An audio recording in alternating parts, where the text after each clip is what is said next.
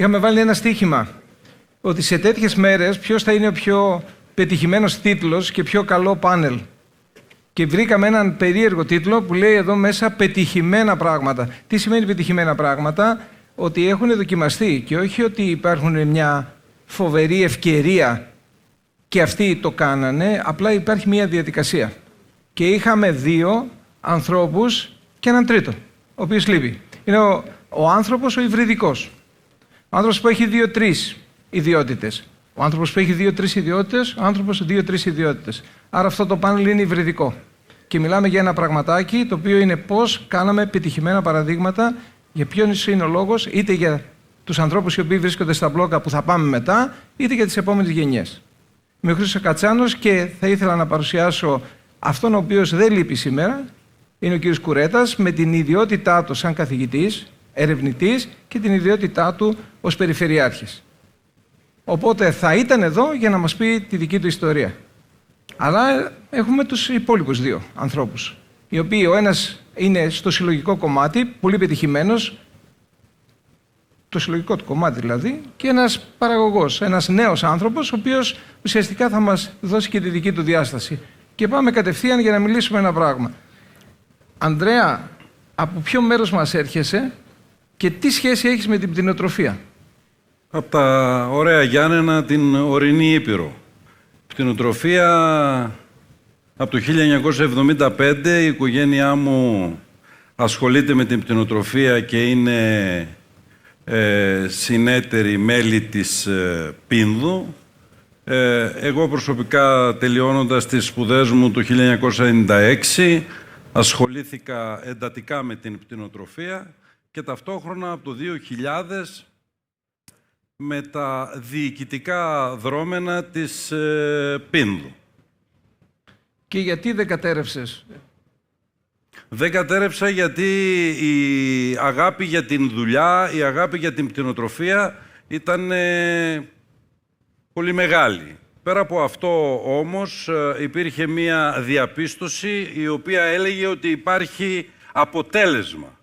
Και όταν μιλάμε για αποτέλεσμα, μιλάμε για οικονομικό αποτέλεσμα. Οπότε μια δουλειά η οποία έχεις μεγαλώσει, έχεις γαλουχηθεί εκεί, διαπιστώνεις ολοκληρώνοντας τις σπουδές σου ότι μπορεί να εξελιχθεί ακόμα περισσότερο και μπορεί να σου προσφέρει εισόδημα για να ζήσεις εσύ με την οικογένειά σου και τα παιδιά σου. Οπότε αυτό ήταν ένα, μπορώ να πω, βασικό ζητούμενο, όπου δραστηριοποιήθηκα πλέον επαγγελματικά και επιχειρηματικά, αναπτύσσοντας μια αρκετά καλή, μπορώ να την πω, δυναμικότητα, η οποία αποφέρει και ένα εισόδημα και ζούμε ορθά με την οικογένειά μας. Άρα, ωραία. Διπλή υπόσταση και πτηνοτρόφος και μετά μπήκες και στα διοικητικά και βγάλατε και λεφτά. Ωραία. Άγγελε, ήσουν ο πρώτος του χωριού. Καλύτερος, δεν ήσουν στο χωριό? Έτσι νόμιζα. Έτσι νόμιζες. Τι είναι αυτό που σε έφαγε να φύγεις έξω από το χωριό? Ξεκινήσαμε με τις πρώτες εξαγωγές κυρίως ακτινιδίου. Μπήκαμε στην Ευρώπη και κατάλαβα ότι έπρεπε να αφήσω το καφενείο, τη γλώσσα του καφενείου μάλλον, και να διαβάσουμε τη γλώσσα των διεθνών αγορών και παραγωγών. Η οποία τι έλεγε? Η οποία ξεκινούσε με πολύ σοβαρή παραγωγή, με χνηλασιμότητα, από την παραγωγή μέχρι τη μεταποίηση, μέχρι την εμπορία. Οπότε είχες φιλοδοξίες να φύγεις από πρώτος του χωριού και να πας λίγο προς τα έξω. Έσπασες τα μούτρα σου? Θεωρώ ότι ξεκίνησα πάλι από τέρμα κάτω. Γιατί είδαμε εταιρείες στην Ευρώπη που είναι πραγματικά πολύ δυνατές και ακολουθάμε αυτούς. Ωραία. Κύριε Κορέτα, ποια είναι η σκέψη που είχατε και μπήκατε στα βιολειτουργικά τρόφιμα? Ένας άνθρωπος ο οποίος είναι στο χώρο της εκπαίδευσης αλλά και της έρευνας. Η απάντηση είναι ότι ναι, στα βιολειτουργικά τρόφιμα παίζουν πολύ σημαντικό ρόλο και έχει άμεση σχέση με την αγροτική διατροφή. Αυτό θα μας το ανέπτυσε και θα το καταλαβαίναμε, γιατί μιλάμε για πολλές καινοτομίες και τη σύνδεση αγροτικής παραγωγής και τροφίμων. Οπότε φεύγω από τον κύριο Κουρέτα και έρχομαι κατευθείαν στον Ανδρέα. Ανδρέα, θέλω να σε ρωτήσω κάτι. Το σήμα που έχετε είναι εντελώς χαζό. Είμαι άνθρωπος του branding και δεν μου αρέσει καθόλου. Πώς το καταφέρατε να είναι σήμα ποιότητος όταν βλέπει κάποιος σε έτοιμα γεύματα το σήμα Πίνδος και να το αγαπάει? Καταρχήν δεν συνεργαστήκαμε μέχρι σήμερα μαζί για να μας πείτε την γνώμη σας. Όμως με τις εταιρείες επικοινωνίας που έχουμε συνεργαστεί ήταν εταιρείες οι οποίες μας είπαν ότι αυτό το σήμα είναι το καλύτερο. Και αυτό αποδείχθηκε και στην πράξη, όχι γιατί το είπαν αυτοί, είτε γιατί αρέσει σε μένα και δεν αρέσει σε εσάς. Μας το είπα και στην πράξη, διότι εδώ και 67 χρόνια, διότι η Πίνδος ιδρύθηκε το 1958 από 7, επιτρέψτε μου να πω, πρωτοπόρους παραγωγούς, οι οποίοι ξεκινήσαν για να δημιουργήσουν εισόδημα, στην περιοχή, στα Γιάννενα δηλαδή, και στην πορεία διαπιστώθηκε ότι με την εξέλιξη και τις προσπάθειες οι οποίες έγιναν, αυτό το σήμα έκανε τη διαφορά και κέρδισε την καρδιά των καταναλωτών, γιατί για μας ο αυστηρότερός μας κριτής είναι οι καταναλωτές, οι οποίοι εδώ και 67 χρόνια έχουμε κερδίσει την εμπιστοσύνη τους και αυτό αποδεικνύεται ώρα με την ώρα, μέρα με τη μέρα, χρόνο με το χρόνο, όπου αυξάνεται η δυναμικότητά μας και η προτίμηση από τους καταναλωτές. Εγώ νομίζω ότι το brand χτίζεται σε 2-3 χρόνια, εσύ μου είπες 57, άρα περάσαν τόσα χρόνια, άρα αυτή η σχέση όμως έγινε πραγματικά δεμένη και φτάσατε να κάνετε και μερικές καινοτομίες, οι οποίες φτάσατε κοντά στον καταναλωτή, θα το πούμε μετά. Ποιο είναι το πρόβλημα που είχες και έβγαλες την επωνυμία Μάμι και ήθελες το Μάμι να βγει και να πάει μέχρι την Αργεντινή? Θέλαμε να είναι κάτι πιο ζεστό. Με το όνομα Μάμι, που είναι το επίθετο της μητέρας μου, και το Μαμά, θεωρούσαμε ότι είναι κάτι πιο ζεστό. Και ξεκινήσαμε με το Μάμι Φρόιτ. Τι αναγνωρισιμότητα έχει αυτό? Αναγνωρισιμότητα. Η αναγνωρισιμότητα είναι ότι μπήκαμε σε αγορές οι οποίες αυτή τη στιγμή μας στηρίζουν και περιμένουμε μια μεγάλη δουλειά τώρα. Πριν πόσα χρόνια το λανσάρατε στην αγορά? Πριν 7 χρόνια. Πριν 7 χρόνια. Θέλετε άλλα 50 για να γίνετε brand. Τώρα είστε επωνυμία. Μια χαρά. Θα προσπαθήσω. Καλά είναι. Έχετε χρόνια μπροστά. Ωραία. Αυτή είναι η διαφορά του brand και του branding. Αυτή είναι η διαφορά της υπεραξίας. Και ξαναγυρίζω πίσω. Πόσο δύσκολο ήταν η στιγμή που αλλάξατε από επιτυχημένη πτηνοτρόφη να μπείτε στα έτοιμα γεύματα και να πάτε κατευθείαν σε αυτό που λέγεται καταναλωτής? Καταρχήν, ήμασταν καθετοποιημένοι από την αρχή. Τι σημαίνει καθετοποιημένη? Παραγωγή, μεταποίηση και εμπορία. Ποτέ δηλαδή δεν είχαμε ως στόχο μία από τις 3 κατηγορίες. Πάντα και οι 3. Πάντα η συνεργασία των μελών συνεταίρων παραγωγών με την Πίνδο ήταν στο 100% της δυναμικότητας και δεν περιμέναμε ούτε κανένα νόμο περί συνεταιρισμών για να μας υποδείξει το ποσοστό, εάν θα είναι 50, 70, 80 και ούτω καθεξής. Αυτό το είχαμε λύσει από την καταστατική μας λειτουργία ευθύς εξ αρχής. Από εκεί και πέρα τα έτοιμα γεύματα ήταν μια καινοτομία η οποία μας έδωσε δύναμη και υπεραξία, συνεχίζοντας την συνέχεια και συνέπεια την οποία είχαμε ως Πίνδος απέναντι στον καταναλωτή. Βλέπαμε και διαπιστώναμε ξεκάθαρα ότι τα έτοιμα γεύματα θα είναι η λύση της οικογένειας, η λύση της νοικοκυράς, η λύση των νέων ανθρώπων. Και πραγματικά πέσαμε μέσα 100%. Αν διαπιστώσει κανείς ότι η νέα μονάδα έτοιμων ψημένων, η οποία ήταν μια επένδυση 10 εκατομμυρίων, η οποία έγινε ακριβώς πριν από 4 χρόνια, με πενταπλασιασμό της δυναμικότητας της προηγούμενης μονάδας, καλύφθηκε μέσα στην τριετία. καλύφθηκε μέσα στην τριετία, πλέον λειτουργεί με 3 βάρδιες παραγωγής, δηλαδή 24 ώρες το 24ωρο, και αυτή τη στιγμή που μιλάμε, στο νέο επενδυτικό μας πρόγραμμα ξεκινάει η τοποθέτηση της δεύτερης γραμμής μεγαλύτερης δυναμικότητας. Αντιλαμβάνεστε πλέον ότι το μέγεθος αυτό είναι τεράστιο, η προτίμηση αυτή από τον καταναλωτή είναι τεράστια, και αυτό το οποίο διαπιστώσαμε εμείς, πέσαμε 100% μέσα. Βοήθησε καθόλου ότι τα περισσότερα ζευγάρια είναι χωρισμένα? Και αυτό μπορεί να βοήθησε, γιατί οι άντρες δεν ξέραν να μαγειρέψουν, οπότε τους βοηθήσαμε να τρώνε έτοιμα ψημένα. Και οι νοικοκυρές ενδεχομένως, ας πούμε, να μην κουράζονται, γιατί πλέον είναι και πολύ της μόδας το φτιάξιμο, τα νύχια κτλ.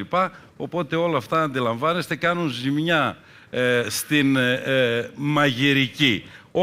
Όμως, και σε αυτό έχουμε λύση, διότι ερχόμαστε το επόμενο διάστημα με τα έτοιμα γεύματα, όπου πραγματικά θα λύσουμε τελείως το πρόβλημα. Σαν telemarketing μου ακούγεται, αλλά νομίζω ότι έχεις μεγάλο πάθος. Η ερώτηση είναι η εξής, πλήρως κατανοητό. Αν δεν κατανοείς τις ανάγκες της αγοράς χωρίς να τις κρίνεις, δεν μπορείς να είσαι καινοτόμος, οτιδήποτε δεν είναι καλές ιδέες, αν δεν υπάρχει η αγορά η οποία το ζητάει. Πλήρως κατανοητό, ωραία η σύμβουλή σας, καλά το διαβάσατε, γιατί οι πωλήσεις το έδειξαν. Ερώτηση κατευθείαν, είσαι παραγωγός? Μάλιστα. Εμείς με τους παραγωγούς και τους αγαπάμε και δεν τους αγαπάμε. Εσύ πόσο παραγωγός είσαι και πόσο έμπορος είσαι στη δική σου επιχείρηση, ποια είναι η σχέση σου με την αδερφή σου και γιατί έχουμε τα ψυγεία και τελικά πώς νιώθεις μέσα σου? Πρέπει να είσαι 100% παραγωγός και 100% μεταποιητής, για να μπορέσεις να το δέσεις όλο αυτό. 200%. Μάλιστα. Okay. Για η αδερφή μου η Δέσποινα είναι στο σκευαστήριο. Αυτή ελέγχει όλες τις αγορές. Από πίσω είμαι εγώ με την παραγωγή ακτινιδίου, δαμάσκηνου, βερικόκου και κερασιού. Είμαι γεωπόνος. Πόσο οργανική ουσία έχεις στο χωράφι σου? Η καλύτερη οργανική ουσία που βρήκαμε τώρα, κάναμε αναλύσεις, 5 και 39, και είμαι πολύ χαρούμενος. Σαν γεωπόνος λέω μπράβο. Αυτές οι καλλιέργειες είναι καλές οι καλλιέργειες που τις αγαπάς ή έχει καλή αγορά? Καλλιέργειες που αγαπώ είναι ιδιαίτερα το ακτινίδιο, το βερίκοκο και το δαμάσκηνο. Ακτινίδιο και δαμάσκηνο γιατί έχει διατηρησιμότητα. Το βερίκοκο είναι μια τρέλα που πρέπει να το τρέξεις πολύ για να πάρεις ένα καλό εισόδημα. Άρα λέμε 4 καλλιέργειες οι οποίες είναι οι πιο δυναμικές αυτή την περίοδο, αποφασίστηκαν πριν κάμποσο καιρό, τώρα είναι δυναμικές, άρα καλή εκτίμηση της αγοράς, καλλιέργεια, σήματα κλπ. Ποικιλίες και τοποθεσία φύτευσης. Βασικό. Και πάω στον κύριο Κουρέτα, θέλω να το ρωτήσω, κύριε Κουρέτα, η ερώτησή μου γιατί γράψετε το βιβλίο για τη διαλυματική νηστεία και η απάντηση είναι αυτή που θα μας έδινε, αλλά γενικώς είναι ότι οτιδήποτε γίνεται στην έρευνα και περνάει και δεν πάει στο μεγάλο κοινό, δεν έχει λόγο ύπαρξης όταν είσαι ακαδημαϊκός και ερευνητής και επιχειρηματίας. Οπότε ένα κομμάτι από αυτό που κάνουμε εδώ είναι να φεύγει η οποιαδήποτε γνώση, αν υπάρχει, η οποιαδήποτε στρατηγική προς το μεγαλύτερο κοινό. Οπότε όταν τον ρώτησα τι ακριβώς είναι η διαλυματική νηστεία, λέει να μπείτε στο TikTok για να το μάθετε, αυτοί ξέρουν καλύτερα, αλλά εμείς όταν το γράψαμε για να μπορέσουμε να εξηγήσουμε τι είναι το ζάχαρο. Αλλά το προχωράμε 6 λεπτά και 50 δευτερόλεπτα θα το μαζέψουμε. Τελευταία ερώτηση για σένα, Ανδρέα. Η Πίνδος έτσι όπως την βλέπουμε εξελίσσεται. Κατανοεί και έχει φτάσει προς τον καταναλωτή. Τα επόμενα σχέδια προς τον καταναλωτή ποια είναι? Τα επόμενα σχέδια είναι οι επενδύσεις μας, ένα επενδυτικό πρόγραμμα το οποίο υλοποιούμε περίπου στα 70 εκατομμύρια έως το 2030, που έχει να κάνει με μια σειρά δυναμικών παρεμβάσεων σχεδόν στο σύνολο των εργοστασίων μας. Παρεμβάσεις οι οποίες έχουν να κάνει και με τον ψηφιακό μετασχηματισμό, με νέο ERP, με την τεχνητή νοημοσύνη, με τον νέο στόλο διανομής, ο οποίος θα είναι πλέον σε ηλεκτρικά αυτοκίνητα. Επίσης, η ιδιοκατανάλωση ρεύματος, η οποία ξεπεράσαμε τα 8 ΜΒ μέχρι σήμερα και προχωράμε στη νέα τεχνολογία, την τεχνολογία των μπαταριών. Όλα αυτά θεωρώ ότι είναι ζητούμενα και δεδομένα, τα οποία μας πάνε στο να μπορούμε να παράγουμε πλέον καινοτόμα προϊόντα που θα δημιουργούν αξία και υπεραξία, και προϊόντα τα οποία είναι φιλικά προς το περιβάλλον, μειώνοντας σε πολύ μεγάλο, εξ ολοκλήρου θα μπορούσα να πω, το περιβαλλοντολογικό αποτύπωμα, εφαρμόζοντας πλήρως την κυκλική οικονομία, και εδώ ισχύει η λέξη μας στην καθημερινή, δεν πάει τίποτα χαμένο και όλα αξιοποιούνται και αξιολογούνται πλήρως. Θα τελειώσουμε, κύριε Πανάγο, αφήστε να πούμε 2 κουβέντες. Λοιπόν, όλα αυτά έχουν τη σημασία τους, διότι με γνώμονα πάντα τον καταναλωτή δημιουργείται η καινοτομία στα νέα προϊόντα, τα προϊόντα που προανέφεραμε πριν, αλλά και επίσης η έρευνα και ο σχεδιασμός ο οποίος γίνεται για το επόμενο διάστημα, όπου πραγματικά θα παρουσιαστούν και νέοι κωδικοί προϊόντων, οι οποίοι είναι βέβαιο ότι θα τα αγαπήσουν οι καταναλωτές μας, όπως και όλα τα προηγούμενα, τα οποία ξεπερνάνε τους 250 κωδικούς από Κοτόπουλο. Με φωνάζουν από το κοντρόλ ότι... Και ο Πανάγος από μπροστά μας. Ο Πανάγος με φωνάζει από το κοντρόλ και μου λέει, εσύ, Άγγελε, πες μας ποιο είναι το επόμενο προϊόν το οποίο δουλεύεις, καινοτόμο, το οποίο ελπίζεις ότι θα γίνει σαν τα προηγούμενα πετυχημένο. Ελπίζω ότι θα μπούμε στο κίτρινο από την ίδιο. Ένα.